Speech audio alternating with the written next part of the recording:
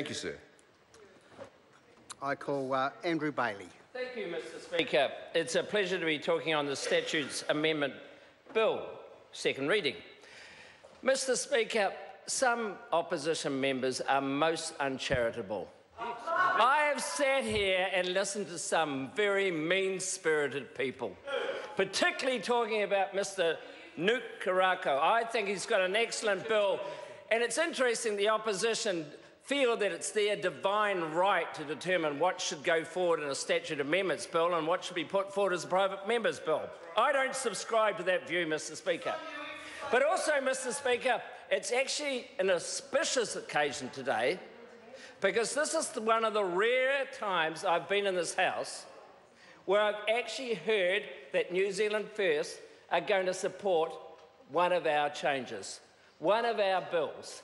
And I think, because, you know, their history, Mr Speaker, is always to say no.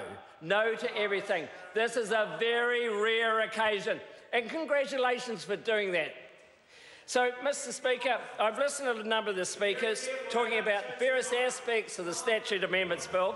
I thought I might just pause for a moment on the Protection of Personal and Property Rights Act 1988. So, Mr Speaker, I haven't heard anyone talking about this, so I just thought we'd just spend a moment or two just reflecting on this excellent few changes.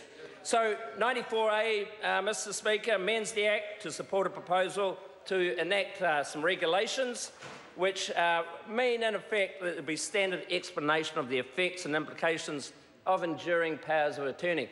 And the reason I'm picking up on these enduring powers of attorney is it's very important. And these changes, and there's about 6 of them, 94A also talks about allowing the donors of mutual enduring powers of attorney to receive required explanation from and have their signature and donors witnessed by the same authorised witness. These other 94A7 goes on about these donors and witnesses to certify that the donor understands the nature of the document, the potential risks and consequences.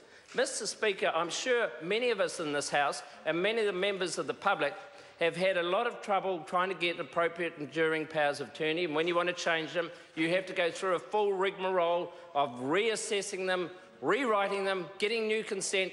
So some of the changes in this are quite simple, perfectly adequate that they're dealt with through the Statute Amendments Bill, but Mr Speaker, I think go some way to making sure that we get the rights to a powers of attorney in place, and they're good practical solutions, and these are just one of a series of measures that this bill deals with, and I fully commend it.